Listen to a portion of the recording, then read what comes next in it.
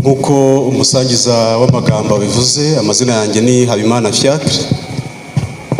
Uyu Mukabasenga Anita ni mushiki wanjye, akaba ari nawe bucura mu muryango wacu.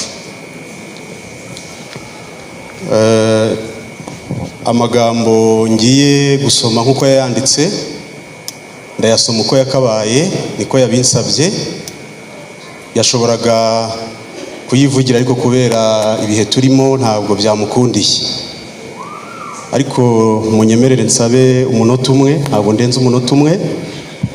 Abo twari kumwe nimugoroba twari dufite umwanya uhagije, twagize umwanya wo gushima abantu mu byiciro bitandukanye badutabaye, kandi n'uyu munsi tukaba tukiri kumwe, ndetse na nyuma yaho twizeye ko muzakoma kubana natwe.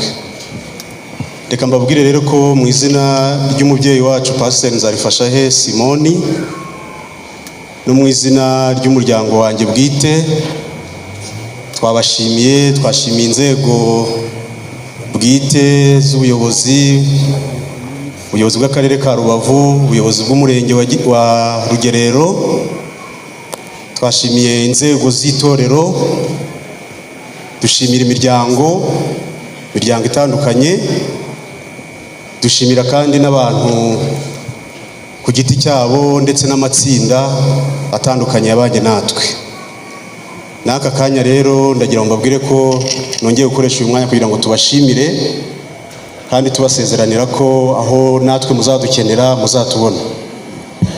Munyemerere rero njye ku buhamya nk'uko yabumpaye, ibi yarabyiyandikiye, cyokoze icyo twamufashije ni ukubishyira ku mashini gusa. Ni amagambo ye, murasanga ari n'ikinyarwanda kivugwa, atari ikinyarwanda cyanditse. Itariki 28 z'ukwezi kwa kabiri 2026 niho yanditse ubuhamya. Itariki mburiyeho abakunzi banjye nakundaga bihebuje, abo bakaba ari aba Tuyiringire Jean Martin, Tuyiringire Shimwa Arnaud, Ishimwe Ornella na Ineza Aganze Ariela. Reka mpere ku mutware wanjye mwiza wankundaga cyane, sinzi uko nabibabwira, sinzi imvugo nabisobanura kugira ngo byumvikane nkuko ngewe mbyumva.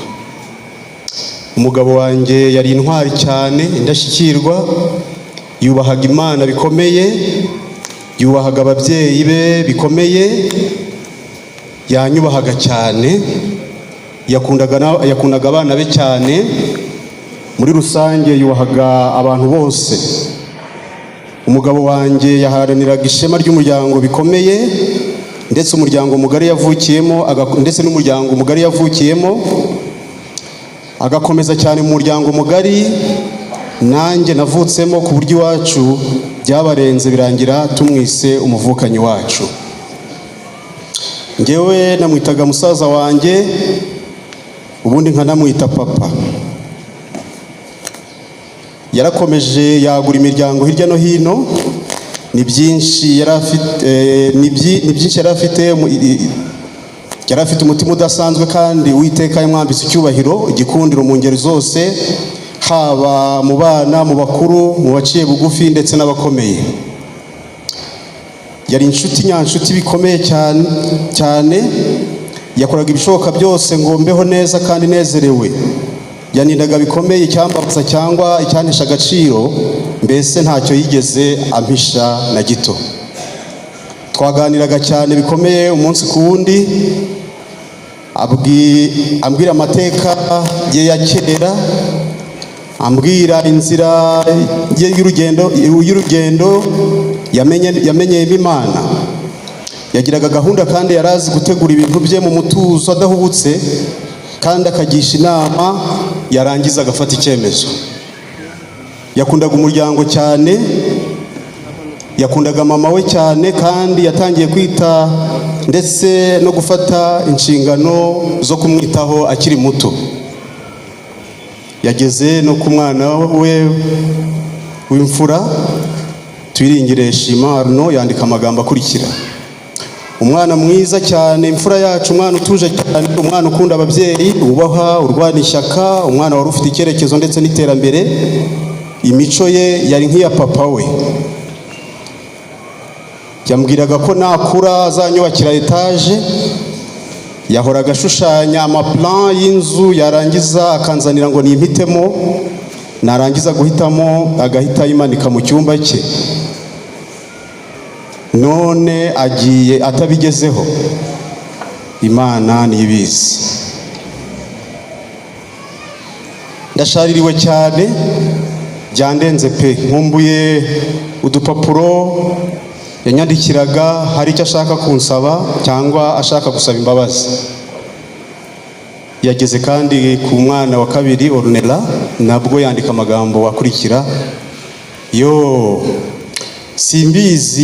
simbizi we, umwana ugira urukundo ruhebuje, ukunda abantu bose, yaharaniraga umunezero w'ababyeyi be, inshuti za mama we, yakoze ibishoboka byose arazimenya azigirize. Umwana ufite icyerekezo, iterambere namubonyemo impano, ufite icyerekezo n'iterambere namubonyemo impano idasanzwe, urukundo nyarukundo. Inzozi ze yambwiraga ko aziga ikiganga, ngo ubundi amafaranga ye akazajya ayafashisha abababaye, kandi ngo ikindi yari yaratubwiye ko atazigera ashaka, ngo azita ku babyeyi be kugeza dushaje. None se yego, kugeza dushaje. Yageze kandi ku mwana uriya muto witwa Ariella, nabwo yandika amagambo akurikira: uyu we kumuvugaho bwakwira bugacya, n'amateka ye ni maremare. Ni umwana Imana yaduhaye hashize igihe kirekire, abandi baravutse bamutegereje cyane. Ni umwana wadushimishaga cyane, ndetse mu rugo wabonaga buri wese ashaka kuba impande ye no kumuterura. Ni umwana nahaye umwanya mwinshi cyane kurusha abandi, umunsi ku munsi, buri saha twabaga turi kumwe. Icyo nibuka ku munsi we wa nyuma, yaransezeye ariko nge sinabimenya. Ndabyibuka yaje ansanga aho nari ndi inyuma y'imodoka, arimo kumpamagara, ntekereza ko ashaka kunkurikira aho nari ngiye gusigara muri korale. Hanyuma muhendahendesha kabiswi, mureba mu maso kugira ngo agahugireho nanjye, kugira ngo nanjye mbone ngende. Ubuhamya bwe yabusoreje ku mwana Olivine, nabwo yanditse amagambo akurikira: ni umwana nifuje kubana nawe, ababyeyi be mbibasabye bahita babyemera. Akimara kugera iwanjye nahise mushishikariza kubatizwa cyane ko yarageze igihe, kandi nawe yahise anyemerera rwose. Ni umwana wakundaga kuba acecetse, ugira make cyane, kandi rwose atuje. Akenshi yabaga ari kumwe na Arno, bagiranaga utubanga twinshi ku buryo buri umwe yahishiraga undi amakosa. Asoza yandika amagambo akurikira: nshuti zanjye, ibi byose byabayeho byansigiye umukoro w'uko ngomba kwitwara muri iyi si kugira ngo nzabashe kubabona muri cya gitondo cy'umuzuko. Murakoze. Abayobozi mu nzego zitandukanye, zaba ari iz'itorero cyangwa inzego bwite za leta, bavandimwe, inshuti, abagize umuryango mugari, waba ari uw'Abanyarwanda, Akarere ka Rubavu, ariko n'umuryango bwite w'aba bavandimwe duherekeje, bagira ngo mbabwire ngo mwese Imana ibahe kwihangana guhamye. Nitwa Ishimwe Pacifique, nkaba ndi umuyobozi w'akarere wungirije ushinzwe iterambere ry'imibereho myiza y'abaturage. Ndi hano kugira ngo nifatanye n'uyu muryango mu izina ry'abandi bayobozi. Ni inshingano, iki ni ikiza cyagwiririye akarere kacu. Abo bavandimwe nk'uko babivuze, ni amaboko y'igihugu dutakaje. iyi nkuru n'incamugongo twayumvise tuvuye mu muganda, twari mu nama njyanama. Mu by'ukuri twaratunguwe, twarahungabanye. Kuva uwo mwanya rero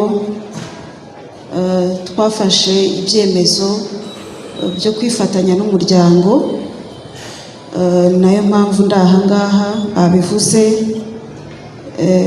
nubwo bwose tuba turi abayobozi ariko turi n'abantu. Aba ni abavandimwe, ni inshuti, ntabwo dushobora na rimwe kubatererana. Reka tushimire natwe rero umuryango, ariko tunashimira n'itorero.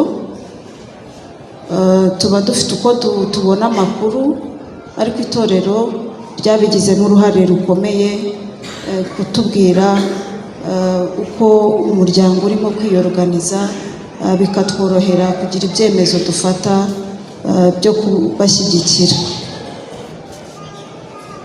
Ntabwo ari aba gusa, iriya mpanuka yaguyemo abantu 11. Ntabwo bisanzwe, ntabwo ari ibintu dusanzwe tubona. Impanuka zisanzwe ziba zihitana abantu, ariko abantu 7 mu muryango umwe ni ikiza, birakabije.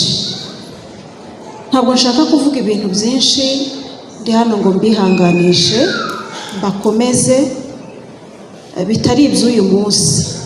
Mbabwire ko na nyuma yaha tuzakomeza kuba hafi y'umuryango nk'ubuyobozi. Ibyo tuzashobora gukora byose tuzabikora. Abasigaye bahungabanijwe tubabe hafi, tubakomeze mu buryo bw'imibereho n'imitekerereze, cyane cyane ko ibi bintu byangiza imitekerereze y'umuntu, ariko bikaba byagira n'ingaruka ku buzima bwe bundi bukomeza. Rero ndagira ngo rwose mbabwire ko mu izina ry'ubuyobozi bw'akarere, mu izina ry'ubuyobozi bw'igihugu, ndetse no mu izina ryanjye bwite, mbabwire ko turi kumwe.